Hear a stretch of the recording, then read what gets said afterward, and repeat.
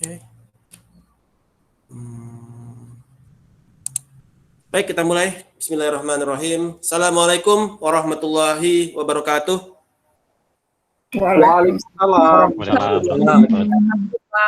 Selamat bertemu kembali di hari Sabtu yang ceria ini, di mana virus corona semakin mengganas sepertinya. Semoga kita semua masih diberikan kesehatan lahir dan batin. Amin. Amin, amin. Baik, pada kesempatan hari ini kita akan masuk ke materi chapter 8, yaitu International Strategy. Jadi sebelumnya kita sudah mempelajari mengenai external environment, internal environment, dalam menentukan objektif dari perusahaan.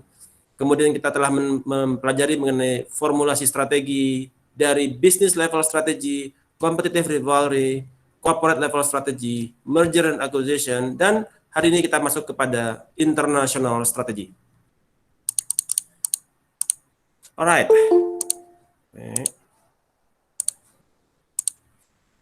Kemudian apa yang akan kita pelajari di dalam international strategy ini? Ada 8 content areas.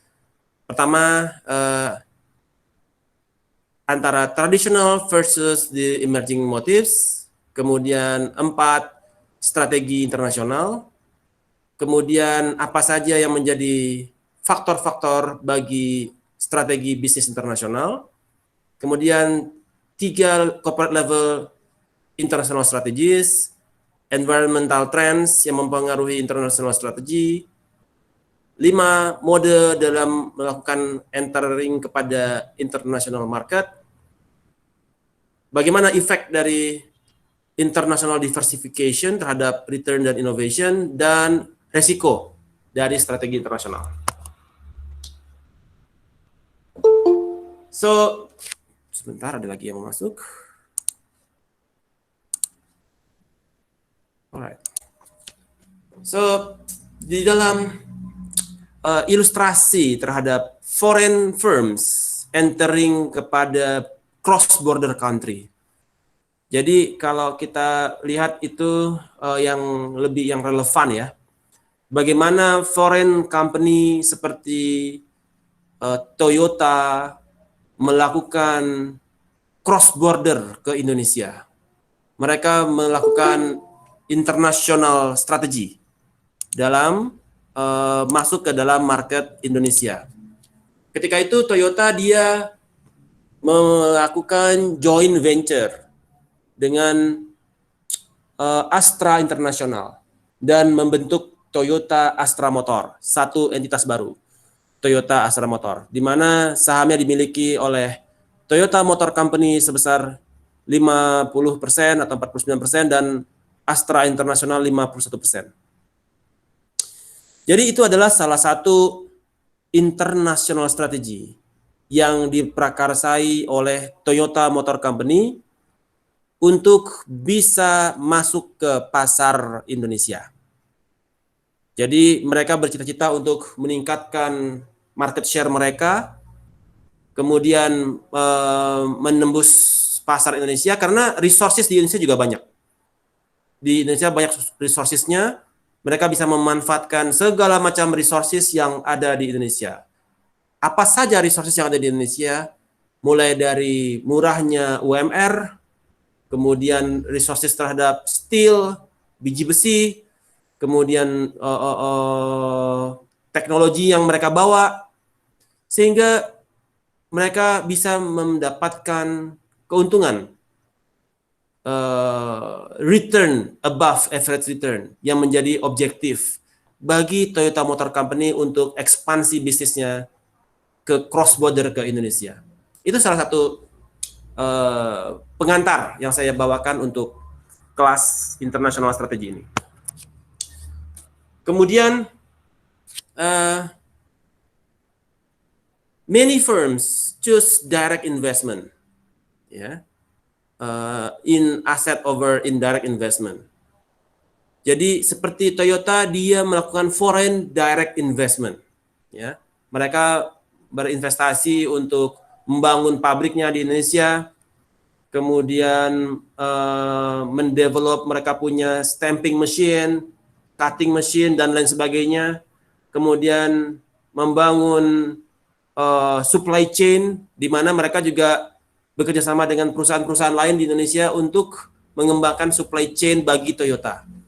Seperti mereka bekerjasama dengan Nusa Toyotetsu Corporation untuk membangun spare parts bagi Toyota. Jadi dia nih Nusa Toyotetsu Corporation itu adalah kerjasama antara Toyota Motor Company dan beberapa perusahaan Indonesia. Kemudian untuk Spring itu juga bekerjasama antara Toyota Motor dan beberapa perusahaan Jepang lainnya untuk membangun usaha Spring. Kemudian Shopbreaker, Kayaba Indonesia. Kayaba Indonesia itu juga juga merupakan joint venture antara perusahaan-perusahaan Jepang dengan perusahaan di Indonesia. Jadi banyak sekali, seperti lagi ada juga namanya Astra Auto Parts. Itu juga kerjasama antara perusahaan Jepang, mereka masuk ke Indonesia melakukan international strategy, ya. Jadi perusahaan-perusahaan yang selama ini melakukan supply chain di Toyota Motor Jepang, mereka masuk ke Indonesia juga untuk membangun kerjasama dengan perusahaan di Indonesia, membangun joint venture untuk mempertahankan supply chain mereka kepada Toyota Astra Motor. Yang mana ketika itu Toyota Astra dibangun atas joint venture antara Toyota Motor Company dan Astra International. Jadi banyak sekali waktu itu dibangunlah pabrikan-pabrikan yang menginduk kepada Toyota Astra Motor. Ada lagi namanya Kadera untuk membangun interior dari kendaraan, mulai dari atapnya, plafonnya, segala macam itu dengan Kadera. Ada lagi Aisin Takaoka, itu international strategy yang dilakukan oleh PT Aisin di Jepang dan perusahaan di Indonesia. Jadi mereka membangun pabriknya di MM2100 untuk mempertahankan supply chain-nya kepada Toyota. Jadi foreign direct investment, many firms choose foreign direct investment di dalam melakukan ekspansi internasionalnya. So far so good, Kapish? Untuk Pak. Oke. Kemudian mengapa banyak perusahaan di luar negeri itu tertarik untuk berinvestasi di Indonesia, atau mengapa mereka melakukan cross border investment? Karena ada opportunities dan outcomes dari international strategy tersebut. Apa yang menjadi opportunities? Opportunities-nya antara lain adalah adanya increase market share. Toyota domestik mereka terbatas market mereka secara domestik. Untuk meningkatkan market size-nya mereka masuk ke seluruh dunia. Nggak cuma di Indonesia, seluruh negara di dunia mereka melakukan international strategy. Mereka masuk ke Amerika, bekerja sama dengan Amerika, membangun Toyota di Amerika, di Indonesia. Kemudian di mana lagi tuh? Di seluruh dunia, di China pun mereka masuk. Jadi salah satu opportunity yang mereka lihat adalah kemungkinan increase in the market size. Yang kedua adalah return on investment.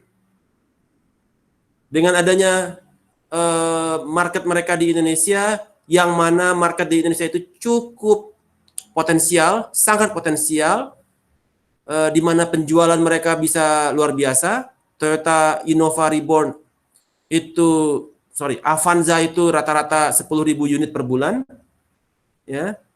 Innova itu 5.000 unit per bulan, yang Reborn, kemudian itu per bulan, ya. Jadi pangsa pasar di Indonesia itu sangat menggiurkan. Dan juga resource di Indonesia pun juga banyak. Di mana untuk raw material untuk Avanza itu sudah 70% itu adalah lokal content.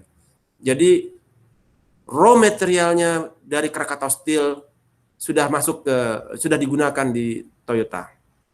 Jadi tidak lagi harus terkena import duty dan ekspor duty. Jadi kalau dulu raw material dari Nippon Steel masuk ke Indonesia kena import duty untuk hot roll 5%, cold roll 10%, galvanize 15%.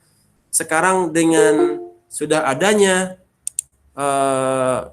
persetujuan untuk menggunakan lokal konten, maka biayanya jauh lebih murah.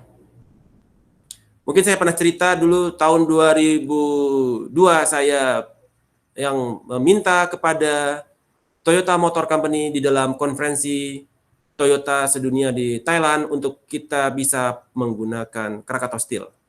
Dan kemudian di 2004 kita sudah project IMV, International Multi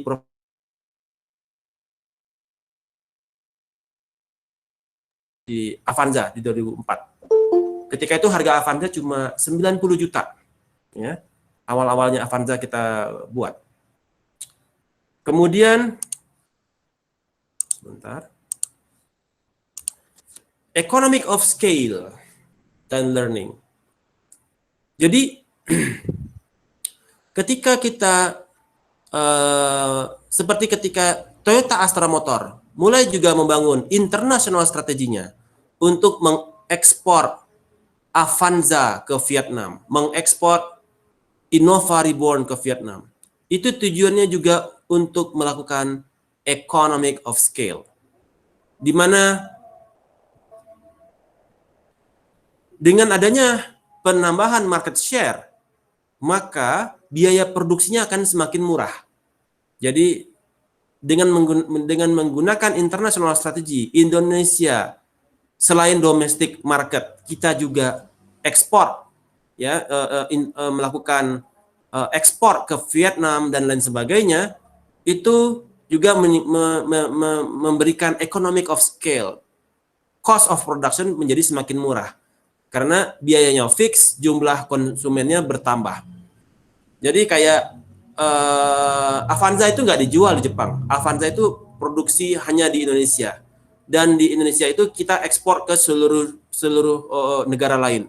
Kita ekspor ke Thailand, kita ekspor ke Vietnam untuk Avanza. Karena materi Avanza itu mesin stamping dash mesinnya itu dia spesifik kombinasi antara Toyota dan Daihatsu. Jadi sehingga tidak ada di luar negeri untuk machinery-nya dia. Kemudian location advantage.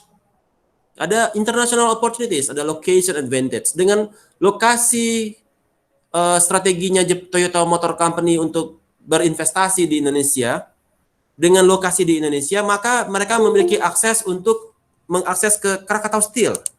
Jadi mereka bisa mengakses ke Krakatau Steel untuk raw material. Mereka bisa mengakses kepada pegawai UMR-nya yang murah-murah di Indonesia. Mereka bisa mengakses kepada pabrikan-pabrikan ban dan semua supply chain yang juga terkait dengan Toyota. Jadi ada semacam namanya istilahnya Sogo Shosha.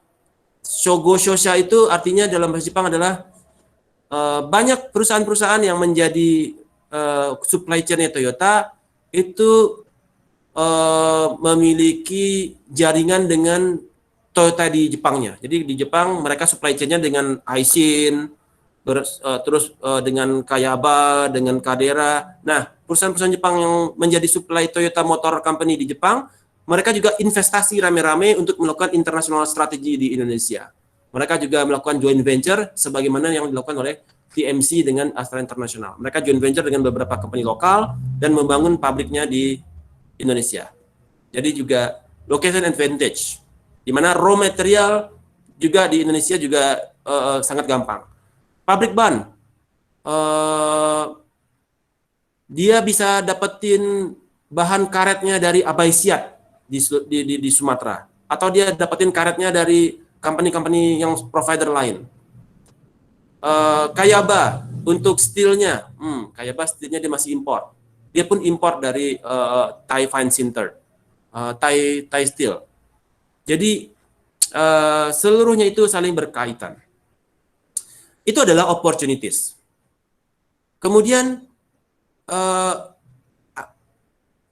dengan adanya opportunities ini, ada beberapa international strategi yang menjadi alternatif. Yang pertama adalah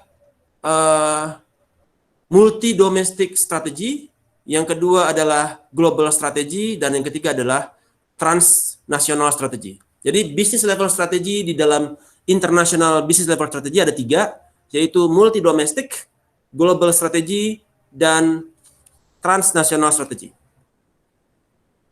Multi domestic strategy ini lebih kepada desentralisasi dari kebijakan. Oke. Multi domestic strategy lebih kepada desentralisasi dari kebijakan. Di dalam multi domestic strategy, misalkan seperti kita di Toyota, kita bisa request ke TMC, kita mau bikin IMV baru nih namanya Avanza. Yang kita lagi mau desain dia itu pakai raw materialnya Krakatau Steel supaya lokal kontennya bisa lebih murah. Karena masyarakat di Indonesia itu price sensitive market. Kita mau bikin mobil yang harganya murah banget untuk masyarakat Indonesia, di kisaran di bawah 100 juta, di 90 juta lebih tepatnya. Itu kita bisa propose. Jadi di setiap negara mereka bisa desain masing-masing apa yang menjadi kebutuhan dari market. Itu disebut dengan multi domestic strategy. Ya. Kemudian global strategy. Global strategy itu dia highly dependent kepada kantor pusat. Jadi di pusat dia bikin produk apa. Jadi seluruh region juga mengikuti kebijakan yang di pusat. Jadi, kita mau bikin Hilux misalkan. Oke, seluruh negara bikin pabrikan untuk Hilux. Nah, itu disebut dengan global strategy. Kemudian transnational strategy. Itu adalah kombinasi antara multi domestic strategy dan global strategy. Seperti Indonesia, untuk Toyota di Indonesia itu termasuk ke dalam transnational strategy. Jadi untuk kebijakan yang desentralisasi juga mereka lakukan, di mana mereka membangun unit yang dia memiliki lokal konten hampir 70%, dan semuanya menggunakan produk lokal. Itu adalah multi domestic strategy, di mana diberikan kewenangan kepada masing-masing region untuk melakukan inovasi. Namun juga ada global strategy, di mana Toyota secara global dia mereka juga ada mobil-mobil yang secara global dipasarkan. Misalkan Camry seluruh dunia, dia masukin seluruh dunia. Kemudian dulu ada Hilux. Jadi itu adalah global strategy. Bagi Toyota ada produk-produk yang sifatnya global. Ada lagi produk-produk yang sifatnya multi domestik seperti Avanza dan Xenia. Jadi mereka ada kesepakatan joint venture antara Toyota dan Xenia, Toyota dan Daihatsu untuk membangun Avanza dan Xenia. Kemudian di dalam mode of entry, ada berbagai macam cara untuk melakukan kegiatan ekspansi secara international strategy. Antara lain bisa menggunakan ekspor, license, strategic alliance, acquisition, dan new wholly owned subsidiaries. Exporting, ya misalkan di dalam international strategy, exporting adalah cara yang paling gampang. Karena kita nggak perlu bikin perusahaan di sana, kita tinggal ekspor aja. Nanti perusahaan yang beli di sana ada yang ngeluarin PO, misalkan PT Vietnam Bersatu misalkan, atau PT Vietnam Berseri, kirim PO ke Toyota Astra Motor. Saya mau pesan 1000 Avanza. Kita tinggal ekspor, selesai. Itu salah satu international strategy. Yang kedua adalah licensing.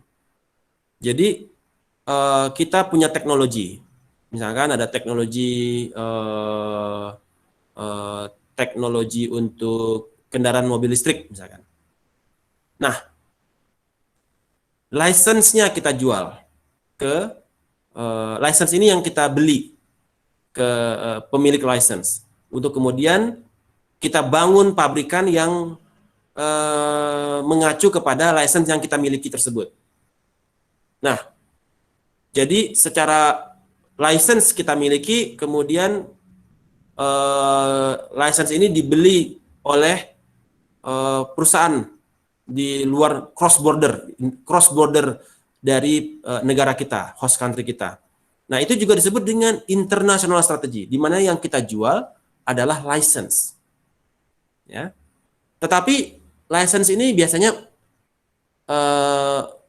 kurang menguntungkan karena si pemegang license, si pembeli license itu dia bisa jualan, sedangkan harga jualannya dia pun menguntungkan buat dia, sedangkan biaya untuk license biasanya tidak terlalu murah. Nah, ini yang membuat diperlukan suatu kontrak yang berimbang antara pemilik license dan manufaktur yang menggunakan license tersebut di dalam mengembangkan produk dan inovasinya. Kemudian mode of entry yang ketiga adalah strategic alliance. Kalau ada yang ingin bertanya, silakan intercept ya. Saya nanti bablas terus nih. Strategic alliance. Strategic alliance seperti yang kita ketahui adanya joint venture antara tadi yang saya sampaikan. Toyota Motor Company dan Astra International melakukan strategic alliance membangun Toyota Astra Motor. Aisin Takaoka dan PT di Indonesia membangun PT Aisin Indonesia. Kadera di Jepang membangun dan perusahaan di Indonesia membangun Kadera Indonesia. Kayaba di Jepang dan perusahaan Astra International membangun Kayaba Indonesia yang membuat shockbreaker. Jadi terjadi strategic alliances yang terjadi di dalam strategi internasional ini. Itu cara yang ketiga. Kemudian cara yang keempat, mode of entry-nya melalui acquisition. Kita sudah pelajari ini. 100% akuisisi. Jadi daripada kita capek bikin perusahaan, ya udah beli aja perusahaan yang sudah ada, sudah established, kita beli 100%. Seperti Bank Bukopin dibeli oleh Bank Korea. 100% dimiliki oleh Bank Korea. Selesai. Jadi dia nggak perlu repot-repot ngurus-ngurus perizinan dan OJK segala macam, selesai. Cukup bayar, lunasi hutangnya, beroperasi di Indonesia. Akuisisi. Strategi internasional. Kemudian yang kelima adalah new wholly owned subsidiaries. Jadi subsidiary yang betul-betul dibangun dari awal. Time consuming, capek, banyak dokumen, banyak pengacara, dan lain sebagainya. Itu juga salah satu jalan yang bisa ditempuh. So far so good? Any questions?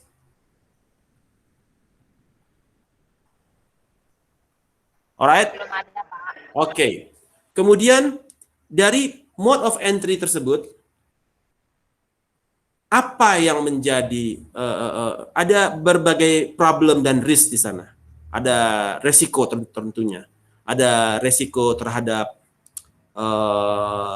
teknologi, resiko terhadap politik, resiko terhadap ekonomi, dan lain sebagainya.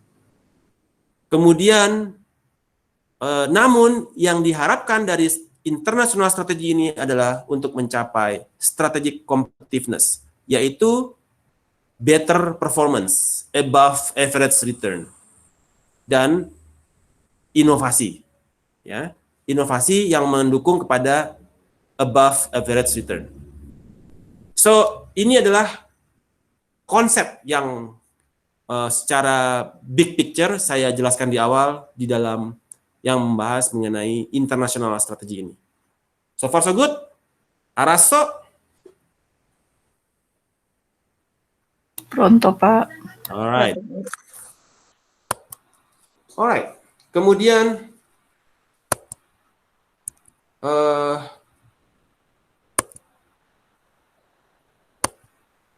nah, kurang lebih jadi yang tadi saya terangkan mengenai potential opportunities. Jadi tadi sudah saya terangkan potential opportunities adalah kita ada 4 reasons. Satu adalah meningkatkan market size,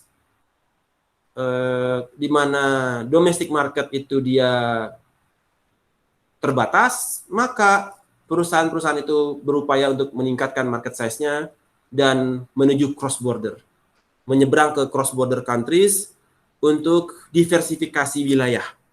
Nggak cuma di lokalnya dia doang di Indonesia, tapi juga masuk ke Vietnam, Myanmar, dan Kamboja.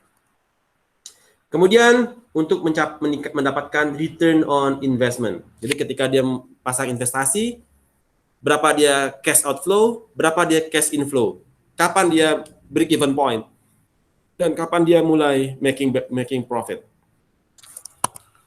Kemudian economic of scale, ya, dengan expanding size, maka cost dari produksi menjadi semakin murah.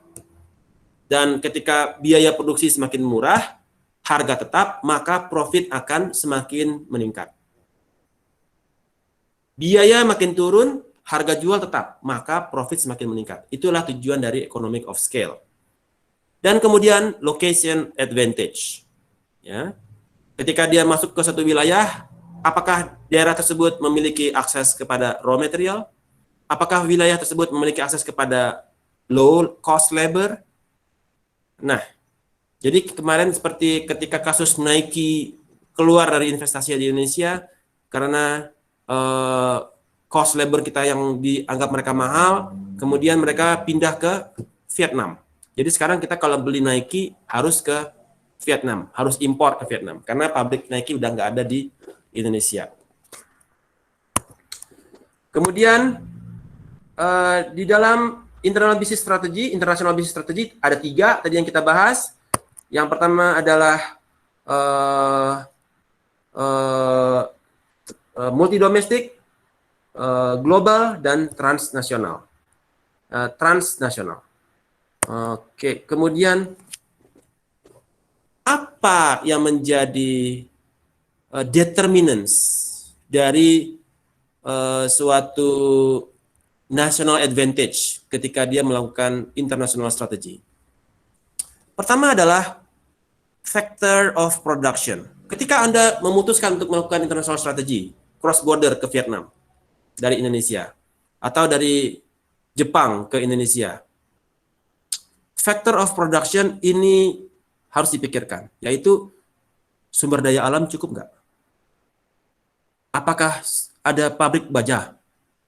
Apakah ada pabrik karet untuk bikin ban? Apakah ada biji besi untuk membangun komponen spare part? Apakah ada supply dari kulit untuk bangun job dan lain sebagainya? Factor of production. Kemudian demand condition. Ketika Anda masuk ke suatu wilayah, kira-kira marketnya gede nggak? Apakah market ini demand-nya tinggi apa enggak? Karena kalau marketnya demand-nya kecil, Anda investasi ke sana ngapain? Ya. Tapi kalau demand-nya bagus, that's okay, go for it. Kemudian related and supporting industry. Kira-kira industri apa yang kira-kira mensupport kita gitu ya? Misalkan kayak Toyota, dia masuk ke Indonesia, industri apa yang mensupport? Oke, apakah ada industri freight forwarder? Tracking dari pelabuhan Tanjung Priok, kalau kita impor coil, ada industri yang mensupport nggak? Oh, ada forwardernya, macam-macam, ada Puninar, ada Caraka, dan lain sebagainya. Oke. Kemudian industri transportasi, untuk dari pelabuhan ke pabriknya, jalannya bagus nggak? Jalannya bisa masuk nggak? Oh, aman, MM2100, Jababeka, dan seterusnya. Semua wilayah industri sudah bisa diakses dan accessible. Oke, good. Kemudian industri perumahan ada nggak di wilayah tersebut untuk warga, untuk pegawai dia tinggal? Oh, bisa. Ada perumahan di Purwakarta, udah ada masuk daerah perumahannya banyak. Di MM 2100 belum ada. Atau di Jababeka dekat Karawang. Nah, kayak gitu. Ada wilayah perumahan yang bisa mensupport kepada strategi kita untuk melakukan international strategi tersebut. So, ada supporting industries yang related dengan international strategi yang kita buat. Kemudian yang keempat adalah bagaimana firm strategi, structure, dan rivalry. Apakah persaingan antara bisnis otomotif itu sehat di Indonesia? Bagaimana competitive action yang dilakukan oleh kita punya kompetitor? Bagaimana competitive response yang mereka buat? Apakah kita dilindungi oleh undang-undang dan sebagainya? So, ini menjadi determinants dari national advantage untuk sekiranya perusahaan dari luar berpikir untuk melakukan foreign direct investment di Indonesia. Makanya supporting industries, jadi kita nggak hanya pikir kepada industri kita saja, tetapi apakah supporting industries-nya bekerja? Apakah supporting industries-nya memberikan kontribusi positif support kepada bisnis yang kita lakukan. So far so good? Kapish? Pronto. Alright. Pronto, Pak. Kemudian di dalam international corporate level strategies yang tadi saya terangkan, ada multi domestic, global strategy, dan transnational strategy. Jadi kalau berdasarkan need for local responsiveness. Jadi kalau kita melihat local responsiveness, kita akan melihat kepada multi domestic strategy. Tolong ada yang noise dibantu mute.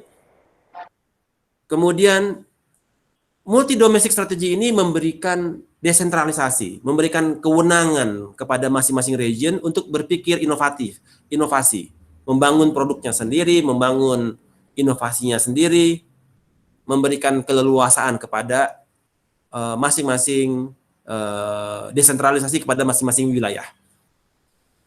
Sementara global strategy itu need for global integration.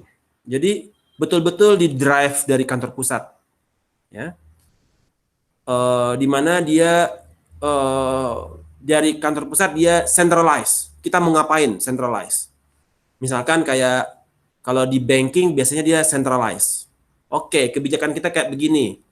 Credit scoring-nya kayak begini. Yang di sini disetujui, di sini ditolak. Jadi centralize global strategy. Kalau yang multi domestik antar banknya, oke, saya berikan kewenangan kepada masing-masing wilayah, mau disetujuin atau ditolak kreditnya. Nah, itu multi domestic strategy. Jadi memberikan kewenangan. Contohnya Mandiri. Mandiri itu dia multi domestik. Dia untuk kredit itu kewenangan wilayah.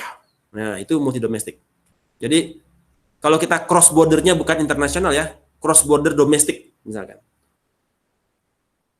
Mandiri juga dia ada cabang di Singapura, Cayman Island, dan lain sebagainya. Nah, di masing-masing negara itu Mandiri memberikan kebijakan multi domestik. Oke, di wilayah ini mutus sendiri aja, multi domestik strategi. Tapi kalau perusahaan Bank Bukopin yang dari Korea, itu dia pakai global strategi.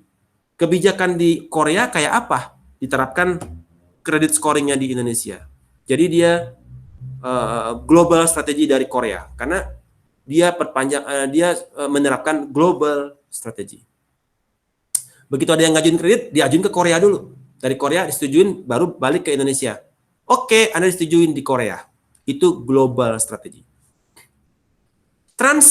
national strategy merupakan gabungan antara multi domestik dan global strategy.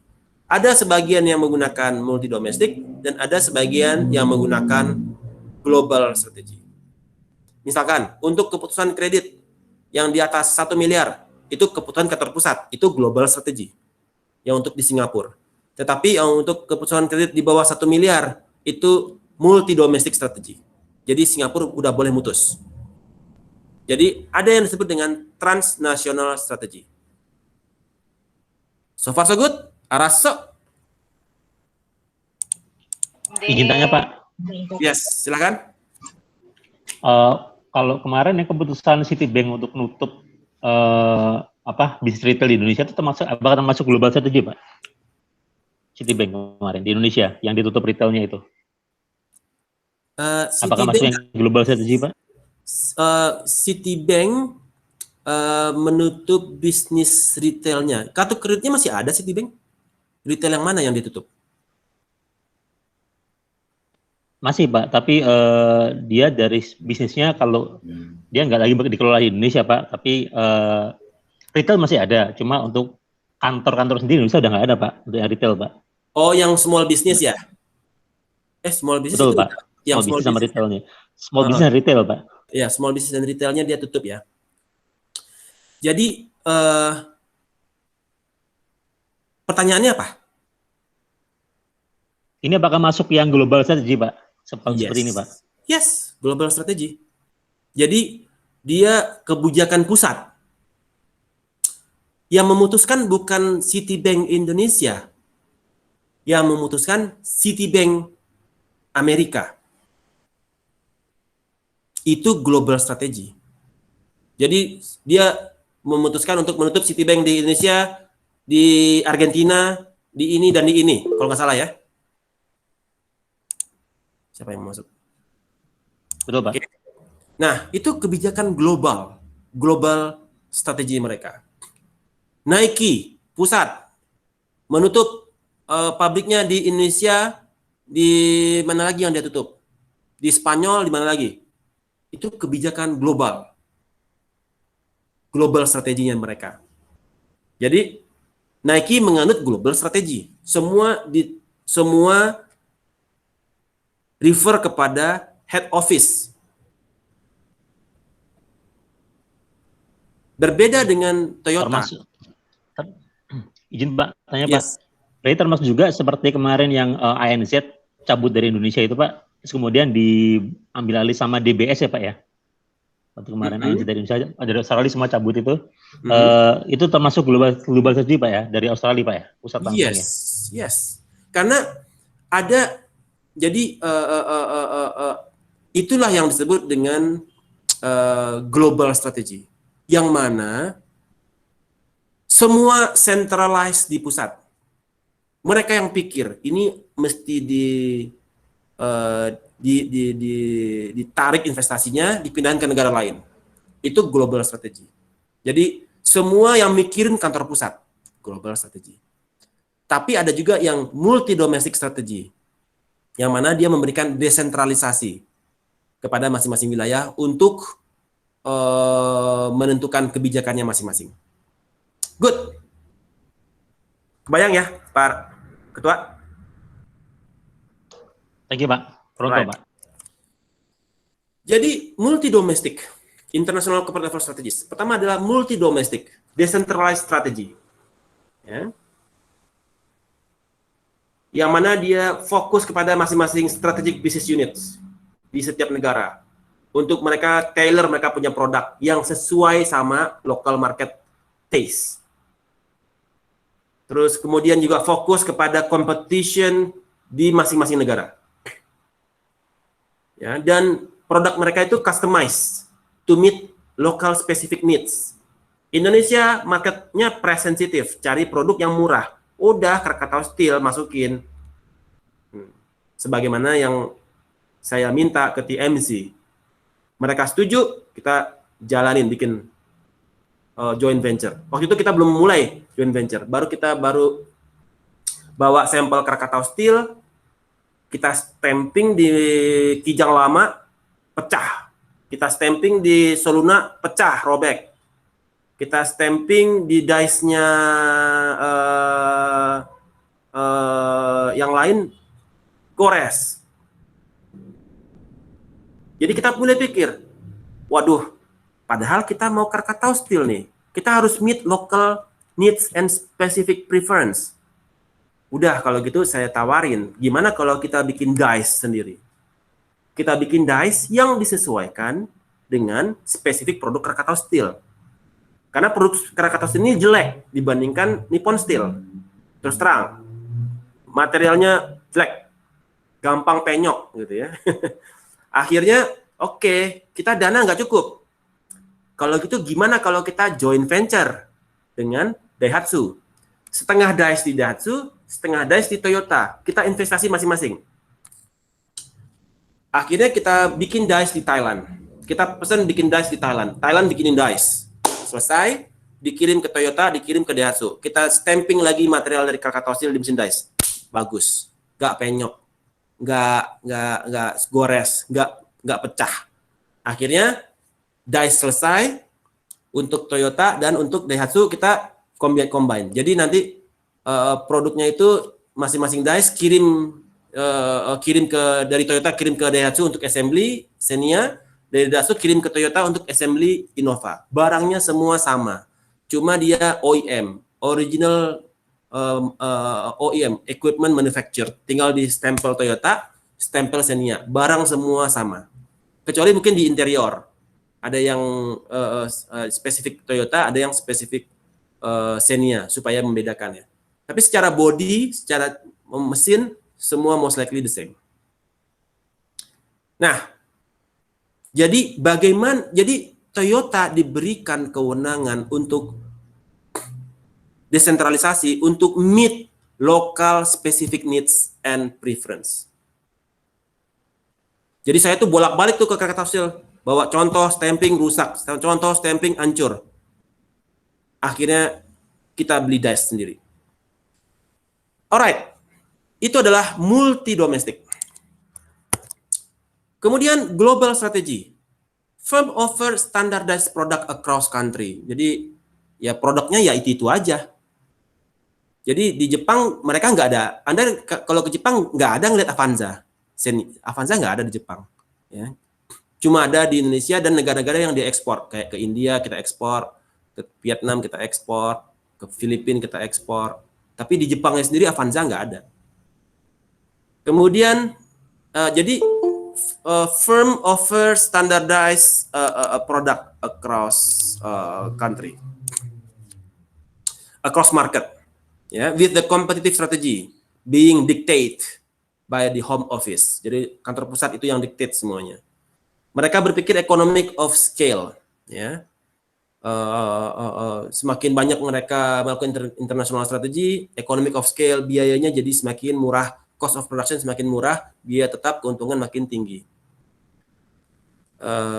Facilitated by improved global reporting standard dan strategic and operating decision decentralized at home office. Jadi semua pikir di pusat. Oh, kita mau check out dari Indonesia, Nike cabut, itu global. Ya, kalau orang lokal di sini nggak ada kekuatan. Kita ini investasi kita global strategi, Pak. Semua di pusat. Seperti itu cara berpikirnya. Kemudian, namun secara global strategi ini mereka produce lower risk. Jadi karena kebijakan yang mereka ambil sifatnya agnostik umum. Kemudian yang ketiga adalah transnational strategy. Yang mana itu adalah combining global dan multi domestic. Ya. Cukup challenging.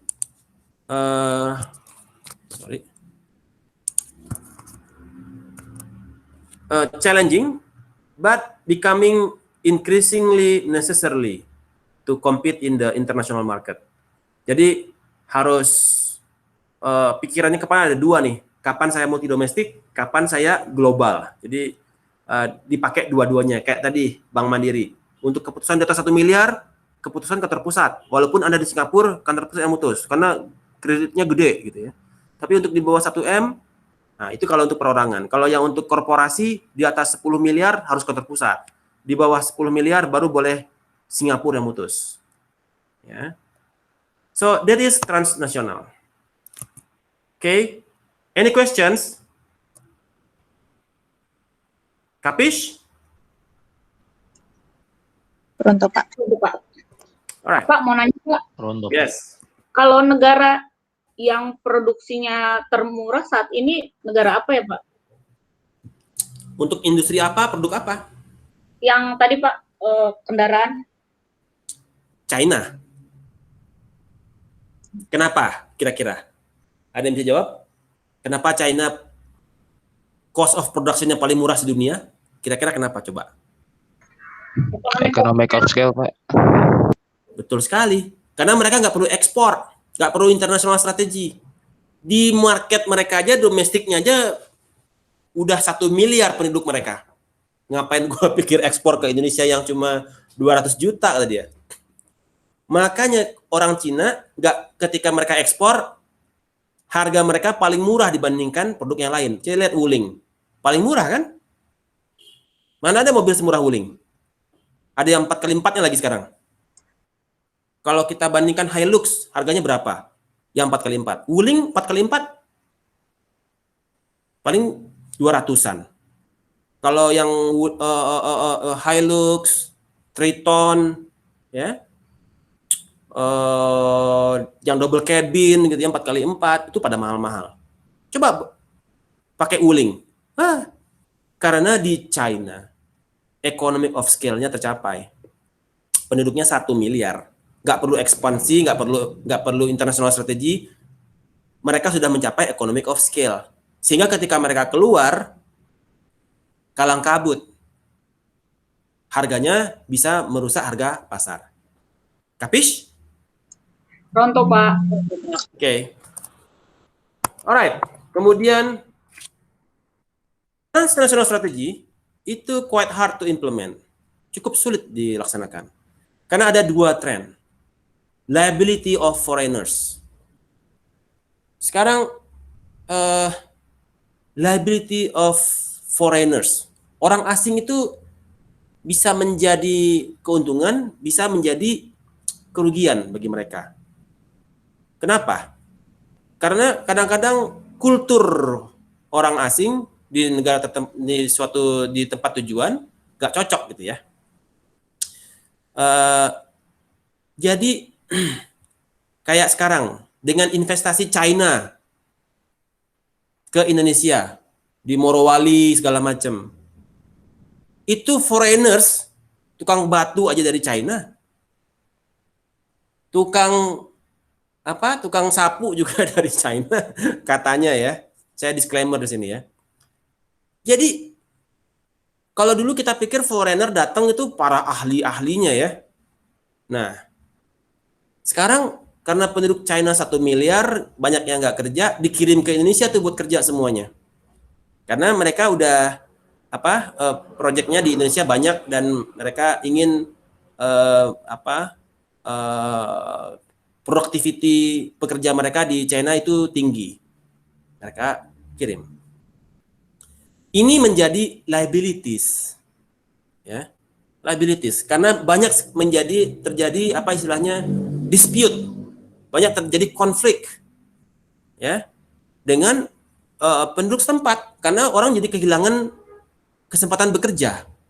Bahkan untuk jadi satpam pun nggak bisa, satpamnya dari China.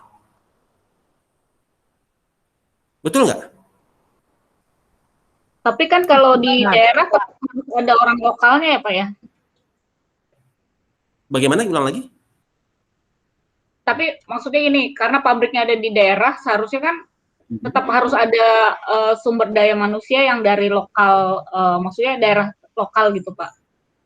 Jadi ketika awal-awalnya Jepang investasi di Indonesia, Toyota Motor Company investasi di Indonesia, orang Jepang yang datang itu untuk jadi direktur, Bu. Jadi direktur, jadi head of apanya gitu ya. Bukan yang bagian operator. Operator semua lokal. Yang stamping, yang di pabrik semua lokal. Bosnya doang Jepang. Yang mana dia memiliki know-how yang tinggi, yang tidak dimiliki oleh orang Indonesia. Ketika orang Indonesia sudah memiliki, digantikan oleh orang Indonesia. Ketika know-how orang Indonesia sudah mumpuni, orang Jepangnya balik ke Jepang. Digantikan oleh orang Indonesia. So, sebab Jepang berpikir bahwasanya foreigners itu adalah liabilities. Ya, liabilities. Mahal loh biaya untuk foreigner ke Indonesia. Jadi cost of production harus dibikin murah. Kalau gitu orang Jepangnya nggak boleh dikit, nggak boleh banyak, harus sedikit. Kalau orang Jepangnya banyak, biayanya mahal. Karena menggaji orang foreigner, ekspatriat itu lebih mahal. Karena mereka fokus kepada cost leadership. Tapi yang sebaliknya kita lihat sekarang, foreigners banyak di proyek-proyek yang turnkey project yang dari China. Ini menjadi fenomena. Kenapa kebijakan untuk membiarkan untuk yang pekerjaan-pekerjaan yang low level juga diberikan kepada foreigners. Bukankah itu mengakibatkan cost-nya semakin mahal? Itu. So, ada regional focus. Jadi, regional focus allows firm to marshal resources. Ya.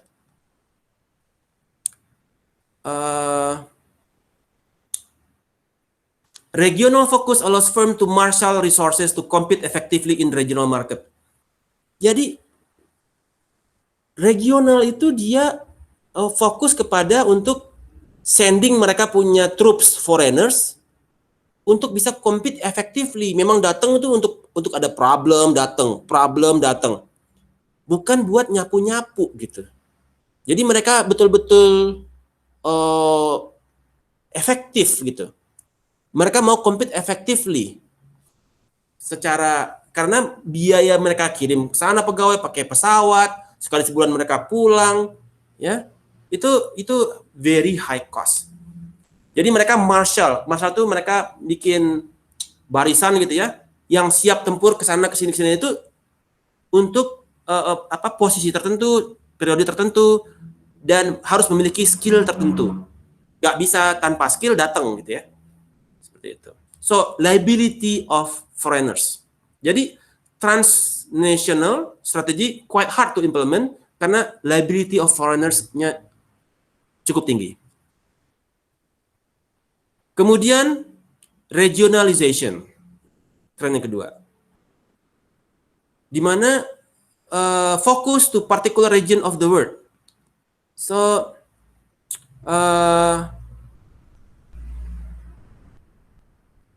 setiap ada tren yaitu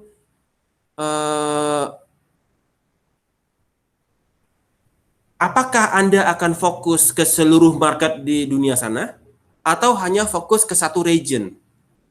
Toyota dia fokus kepada a lot of market. Jadi dia fokus ke North America, dia fokus ke China, dia juga bikin pabrik, ke mana lagi dia juga bikin pabrik di mana-mana Toyota. Jadi dia multi regions. Ada lagi yang fokus hanya kepada satu region kayak Indonesia. Kita fokus untuk ke region A gitu. Jadi fokus to a particular region of the world. Ya. Itu yang menjadi trends di dalam environmental trends. Alright. Next adalah bagaimana entry modes, cara kita masuk. Ada apa aja? Yang pertama adalah exporting. Kedua, license, strategic alliance, acquisition, dan new wholly owned subsidiaries. Kalau kita international entry-nya menggunakan exporting, itu biayanya mahal, kontrolnya rendah. Kenapa? Ketika kita ekspor ada import duty di sana, harganya lebih mahal. Ya, ada import duty di sana. Kita melakukan ekspor pun ada biaya ekspor di lokal kita. Kita mau ekspor, di sana ada import duty. Jadi harga di sana itu jadi lebih mahal. lebih mahal karena ekspor. Berbeda kalau kita pabrik di sana, kita nggak ada impor, harganya jauh lebih murah karena kita pakai resources yang ada di sana. Dan kalau kita menggunakan ekspor, low control. Sekarang kita cuma pakai LC at site, kirim, barang nyampe, kita udah nggak ada kontrol lagi. Barang kita rusak di sana atau barang kita gimana nggak ada yang tahu. Karena kita ekspor, barang sampai sana kita udah nggak bisa kontrol lagi. Mereka mau obrak-abrik barang kita dan segala macam kita nggak ngerti. Itu ekspor. Yang kedua, dalam global market entry adalah licensing. Jadi kita jual ilmu paten, kayak Pak Habibie tuh. Pak Habibie dia jual dia punya paten ke pabrik pesawat. Nah, selama pesawatnya dipakai, itu paten dia bayar terus tuh tiap tahun. Jadi ada licensing, kita bikin license, paten, kemudian dibeli oleh orang Jerman, oleh orang Amerika untuk pabrik-pabrik mereka. Seperti juga dengan kayak apa ya di Indonesia, BPPT. Nah, BPPT itu banyak paten yang dihasilkan, atau LIPI. Mereka menghasilkan paten, tapi saya nggak tahu apakah paten mereka berapa pendapatan dari paten yang dihasilkan oleh para peneliti di BPPT ataupun di LIPI. Nah, licensing ini kita bisa jual secara internasional strategi. Namun dia low cost, cost-nya murah, resikonya juga rendah, kontrolnya rendah dan low return. Yang untung siapa? Yang beli paten kita, yang bikin pesawat Boeing, dia beli paten dari Pak Habibie, yang bikin pabrik kereta api di Jerman, yang pakai paten dari Pak Habibie, mereka untung gede, tapi bayar paten ke Pak Habibie-nya low cost, low risk, ya, dan low return. Jadi kita bisa serang berdasarkan ilmu pengetahuan international strategy. Kemudian strategic alliance. Yang tadi Toyota Motor Company dan Astra International melakukan strategic alliance. Dia share cost, share resources, share risk, ya, membangun Toyota Astra Motor. Akuisisi itu quick access. Bank Bukopin dibeli oleh bank apa ya? Bank Daewoo kah? Saya lupa tuh. Bank Kokmin, Pak.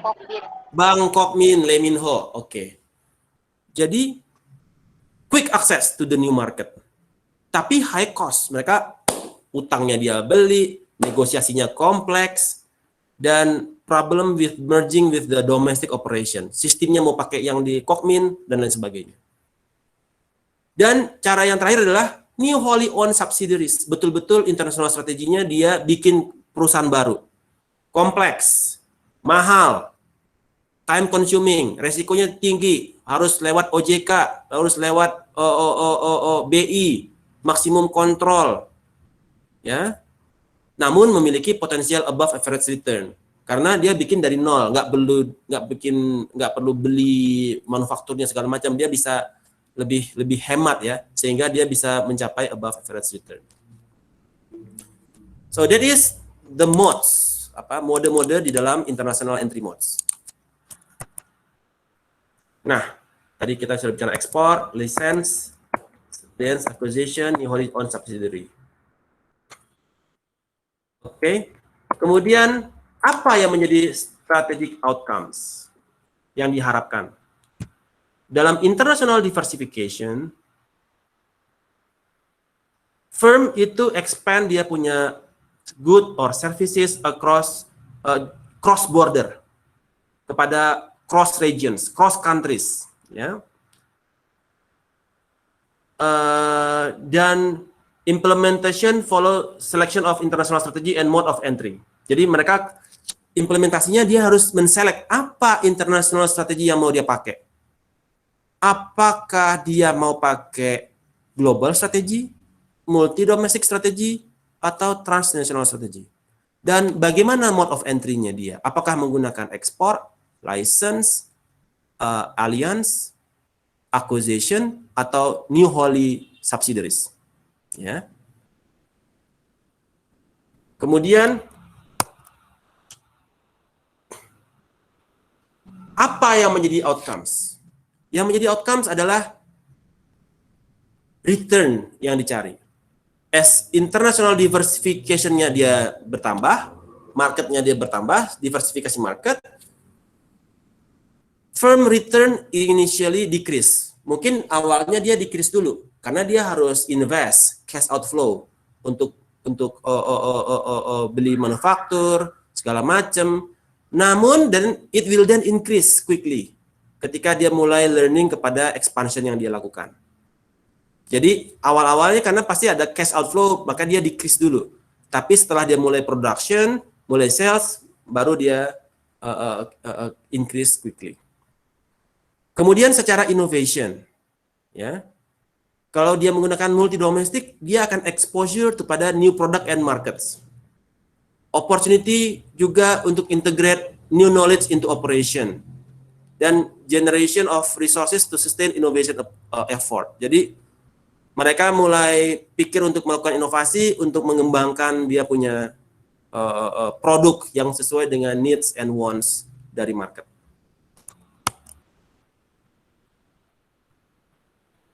Outcomes yang berikutnya adalah complexity.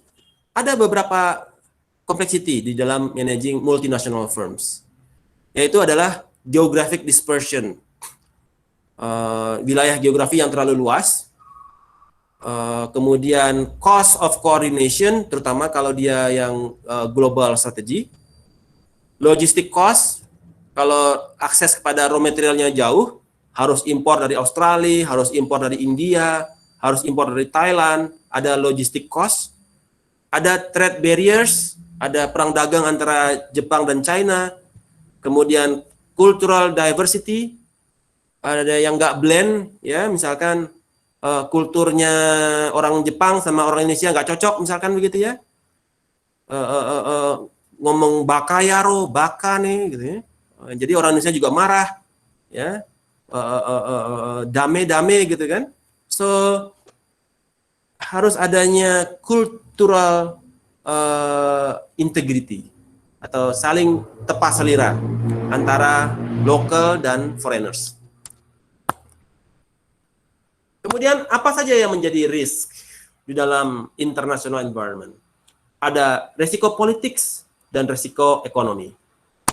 Secara politik apa aja? Misalkan ada perang antara Palestina dan Israel, nah, itu juga pengaruh tuh political risk. Produk-produk Israel diboykot. Kemudian ada political risk yang lain, perang antara perang di Laut China Selatan, itu ada political risk juga. So that will merupakan external environment. Yang kedua external environment-nya adalah economic risk. Dengan kondisi pandemi, kita pertumbuhan ekonomi semakin masih merah, masih negatif. Nah, itu mengakibatkan slowing down di dalam mesin ekonomi kita. Ya, yang mesinnya kenceng sekarang masih kepada yang online, marketplace misalkan. Secara industri yang lain mereka slowing down. Jadi ini menjadi external environment yang harus dipikirkan di dalam risk di dalam international environment. Ketika ekonomi kita drop, market juga drop. Orang nggak sanggup beli mobil karena waktu itu makanya kemarin pemerintah menghapuskan PNBM sehingga harga Honda Brio menjadi 166 juta dari harga normal 185. Ya lumayan lah turun 20 juta, ya kan? Dikurangin PNBM-nya. Sudah ada yang beli Honda Brio belum dengan tanpa PNBM? Belum ya? Oke. Right. So political risk, ada government instability, conflicts, kemudian economic risk, ada differences in currencies. Alright. That is all about international strategies. Any questions? Izin bertanya, Pak. Silakan, Pak Kun. Saya ingin bertanya, apakah perusahaan BUMN di Indonesia juga ada yang membangun untuk pasar luar negeri seperti BUMN China yang ikut membangun di Indonesia. Contohnya 2 perusahaan besar Cina tuh Sino Hydro sama CREC itu kan, dia kan BUMN terbesar di China kan, dia ada banyak buat proyek-proyek di Indonesia. Nah, kalau apakah kita juga ini Pak ada semacam pertukaran seperti itu Pak? Jadi BUMN kita mungkin mengerjakan proyek Cina gitu. Ada beberapa seperti Pertamina. Pertamina ada beberapa proyek di luar.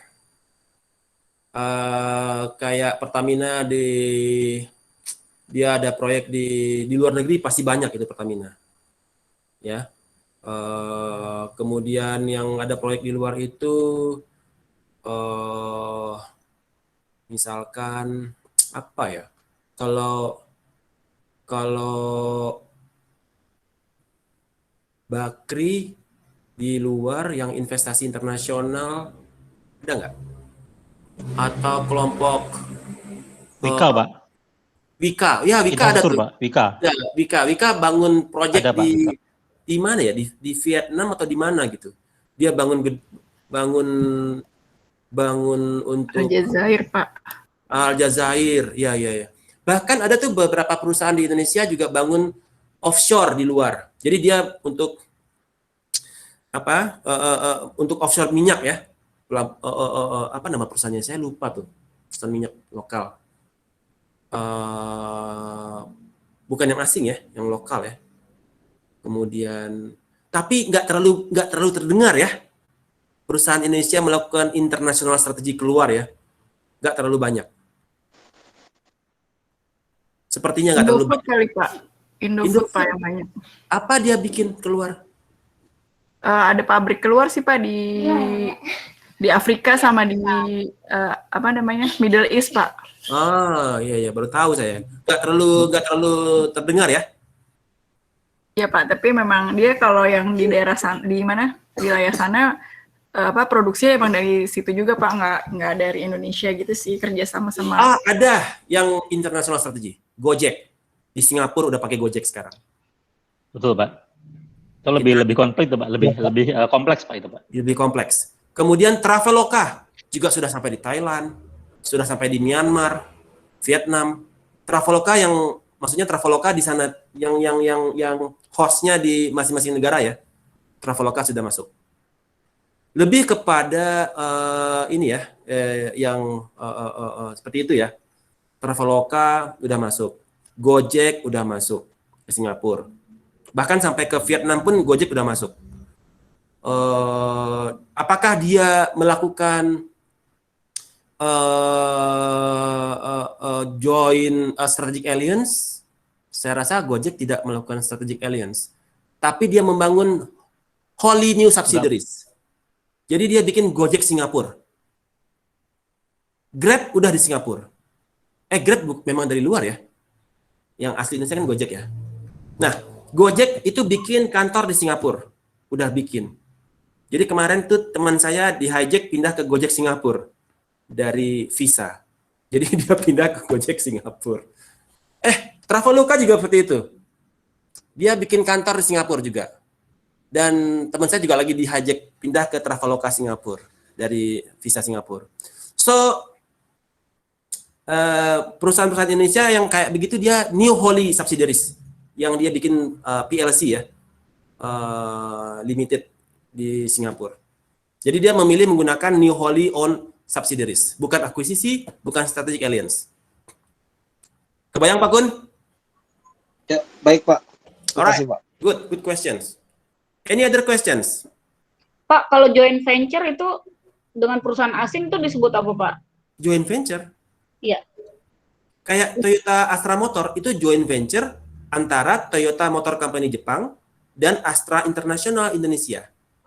Itu maksudnya strategic alliance atau? Strategic alliance. Bisa ya Pak? Strategic alliance. Kemudian Toyota Astra Motor melakukan lagi strategic alliance dengan Astra Daihatsu Motor. Nah, membangun, dia nggak bangun ya. Dia cuma joint operation, bukan joint venture. Joint operation. Joint operation berbeda dengan joint venture. Kebayang? Bedanya apa, Pak? Kalau joint operation, dia tidak membangun institusi baru, tidak membangun firm baru, perusahaan baru. Dia stay as Toyota Astra Motor dan stay as Astra Daihatsu Motor. Tetapi mereka joint operation. Jadi mesin dice-nya di Toyota menghasilkan produk dijual ke Daihatsu. Dice-nya Daihatsu dijual ke Toyota. Masing-masing nanti dia mengassembly mobilnya masing-masing. Jadi dia jual beli. Joint operation dia. Oke. Tapi mereka untuk membangun satu mobil yang satu tipe. Nah, tapi dia bagi 2 dice. Joint operation. Kapis? Pronto, Pak. Okay, good. Any other questions?